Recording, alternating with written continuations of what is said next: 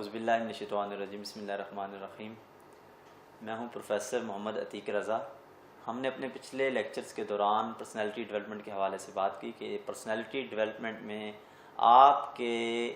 ذہن کی فنکشننگ کیسی ہو، آپ اپنے بارے میں کتنی اور کیسی اویئرنیس رکھتے ہوں تو آپ زندگی میں زیادہ اچھی پرفارمنس دے سکتے ہیں،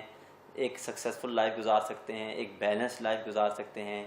انر پیس حاصل کر سکتے ہیں، اور لوگوں کے ساتھ ریلیشنز میں اپنے انٹر پرسنل ریلیشنز اور انٹرا پرسنل ریلیشنز کو کس طرح خوبصورتی کے ساتھ جو ہے وہ ادا کر سکتے ہیں۔ آج ہم اسی کے ایک انتہائی اہم پہلو کے اوپر بات کریں گے کہ پرسنالٹی ڈیولپمنٹ کے حوالے سے ایسے کون سے ادارے ہیں جو پرسنالٹی کو ڈیولپ کرتے ہیں، کیونکہ جب ہمیں ان اداروں کے بارے میں، ان انسٹیٹیوشنز کے بارے میں ایک بہتر انڈرسٹینڈنگ ہوگی تو پھر آٹومیٹیکلی ہم زیادہ بہتر پرسنالٹیز کو ڈیولپ کر پائیں گے۔ تو لہٰذا بنیادی طور پر 3 ادارے ہیں جو انسان کو ڈیولپ کرنے میں انتہائی اہم کردار ادا کرتے ہیں، جس میں پہلا ادارہ ہے گھر، دوسرا ادارہ ہے تعلیمی ادارہ، چاہے وہ مسجد ہو، مدرسہ ہو، اسکول ہو، کالج ہو یا یونیورسٹی ہو، اور تیسرا ادارہ ہے وہ ماحول، وہ معاشرہ، وہ ملک، وہ دنیا جس کے اندر وہ شخصیت رہ رہی ہے۔ تو لہٰذا ان 3 اداروں نے انسانوں کو ڈیولپ کرنا ہے، انسانوں کی شخصیات کو جو ہے وہ پروان چڑھانا ہے۔ آج کا جو ہمارا موضوع ہوگا وہ پرسنالٹی ڈیولپمنٹ میں جو گھر کا کردار ہے، گھر کے انسٹیٹیوشن کا رول ہے، آج ہم اس کے اوپر بات کریں گے۔ دیکھیں، جب ہم گھر کی بات کرتے ہیں تو سب سے پہلی بات ہمارے ذہن میں یہ آتی ہے کہ ایک مکان ہوتا ہے اور ایک گھر ہوتا ہے۔ مکان کہتے ہیں ہم اس بلڈنگ کو جس کو بنایا جاتا ہے انسانوں کے رہنے کے لیے، اور جب اس میں انسان آباد ہو جاتے ہیں تو ہم اس کو گھر کہتے ہیں۔ اب گھر انسان کی پہلی درسگاہ ہے۔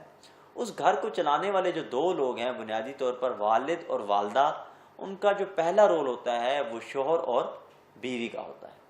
تو لہذا جب کسی بھی معاشرے میں خاندان کی بنیاد رکھی جاتی ہے، کسی ادارے کی بنیاد رکھی جاتی ہے، تو ایک مرد اور عورت کے مابین ایک کانٹریکٹ سائن کیا جاتا ہے جس کے کچھ رولز اینڈ ریگولیشنز ہوتے ہیں کہ وہ نیا ادارہ، وہ نیا خاندان، وہ نئی کمپنی، وہ ایک نیا سیٹ اپ کن قوانین کے اوپر کام کرے گا۔ تو اسلام نے بھی انسانوں کو وہ قوانین سکھائے ہیں کہ وہ کس بنیادوں پر جو ہے اس کو فنکشن کرنا چاہیے۔ اب یہ جو تعلق ہوگا مرد اور عورت کے مابین، جو آج کے جدید معاشرے کا بھی ایک بہت بڑا مسئلہ ہے کہ مرد اور عورت کے مابین تعلق کی صحیح نوعیت کیا ہے۔ مرد اور عورت کے مابین جو تعلق کی نوعیت ہوتی ہے وہ کسی بھی معاشرے کی عکاسی ہوتی ہے کہ وہ معاشرہ کس سمت میں جا رہا ہے، اس معاشرے میں عورتوں کے ساتھ کس طرح کا سلوک کیا جا رہا ہے، اس معاشرے میں خاندان کو کتنی اور اہمیت دی جا رہی ہے، اس کا پرائورٹی لیول کیا ہے۔ لیکن بدقسمتی سے آج ہمارے معاشرے کا ایک بڑا مسئلہ ہے کہ ہمارا خاندانی نظام کا جو فیبرک تھا، جو اس کی جو اسٹرینتھ تھی، اس کی جو کنیکٹنگ پارٹس تھی، اس کی جو بانڈنگز تھی، وہ آہستہ آہستہ کمزور پڑ رہی ہیں، اور اس کا رزلٹ کیا نکل رہا ہے کہ آج ہم دیکھتے ہیں کہ ہمارے نوجوان اور ہمارے بچے بہت زیادہ سائیکولوجیکل ڈیزیزز کا اور سٹریسز کا، انزائٹی کا اور ٹینشن کا شکار ہے۔ جب ہم اس کی ریزن دیکھتے ہیں تو ہمیں یہی سمجھ آتی ہے کہ بیسیکلی خاندانی نظام میں کہیں خرابی ہے، کہیں کمی ہے، یا کوئی مسئلہ ہے کہ ان دونوں میں سے، میاں اور بیوی میں سے کسی ایک کی تربیت میں کوئی کمی رہ گئی ہے، یا دونوں کی تربیت میں کوئی کمی رہ گئی ہے، جس کی وجہ سے اس کی جو آؤٹ پٹ ہے، جو اس کی پروڈکٹیوٹی ہے اولاد کی صورت میں، ایک اچھے شہریوں کی صورت میں، وہ نہیں ہو پا رہی۔ تو لہٰذا ہم اس کو انڈرسٹینڈ کرنے کو چلیں گے کہ اگر یہ گھر کا ادارہ کچھ رولز اینڈ ریگولیشنز ہیں، کوئی طریقہ کار ہے، کوئی پرنسپلز ہیں، ان کے اوپر کام کرے تو ہم ان معاملات کو زیادہ بہتر طریقے سے مینیج کر سکتے ہیں یا ہینڈل کر سکتے ہیں۔ تو لہذا ہم یہ دیکھتے ہیں کہ اس ادارے کا قیام کیا جاتا ہے نکاح کی صورت میں، کہ نکاح ایک کانٹریکٹ ہے جس کی صورت میں ایک نیا ادارہ، ایک نئی کمپنی جو ہے وہ وجود میں لائی جاتی ہے۔ نکاح بیسیکلی یہ ہے کہ مرد اور عورت کے مابین ان کے والدین، ان کے بیٹا اور بیٹی کی جب شادی کی جاتی ہے تو ان کے والدین ان کو ایک ایسے رشتے میں جوڑ دیتے ہیں کہ جس کی صورت میں ایک نیا گھر، ایک نیا خاندان قیام میں آ جاتا ہے۔ اب یہ جو گھر قیام میں آتا ہے، اس کو جو پہلی بات سمجھنی ہوگی وہ یہ ہے کہ اپنی ذمہ داری کو انڈرسٹینڈ کرنا ہوگا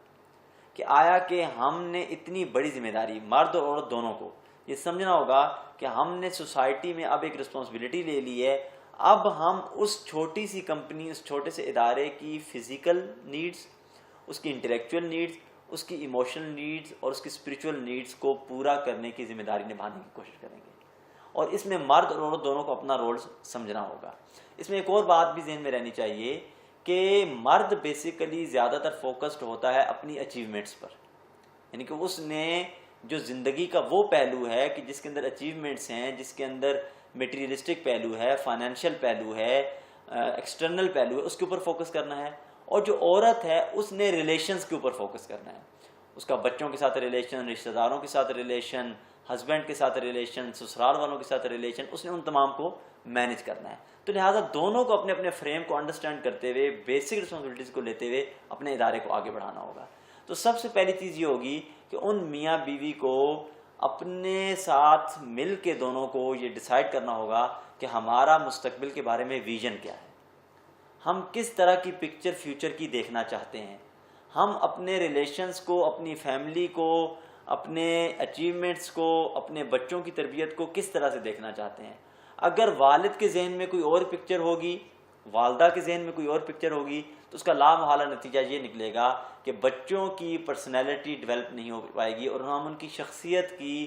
صحیح یا پراپر تعمیر نہیں کر سکیں گے. تو لہٰذا سب سے پہلا پوائنٹ یہ ہوگا، یا سب سے پہلی بات جو ہوگی وہ یہ ہوگی کہ ان میاں بیوی کو بیٹھ کے ایک مرتبہ اپنے مستقبل کی فیملی کے لحاظ سے ایک ویژننگ کر لینی چاہیے، ایک پلاننگ کر لینی چاہیے، ایک مشن سٹیٹمنٹ بنا لینی چاہیے، اور پھر اس کو اپنے گھر میں کہیں بھی لکھ کے اپنی ڈائری میں یا کہیں بھی ان کے سامنے موجود ہونا چاہیے کہ ہم ان رولز اینڈ ریگولیشنز کی روشنی میں جو اپنی فیملی لائف کو آگے کنسٹرکٹ کریں گے.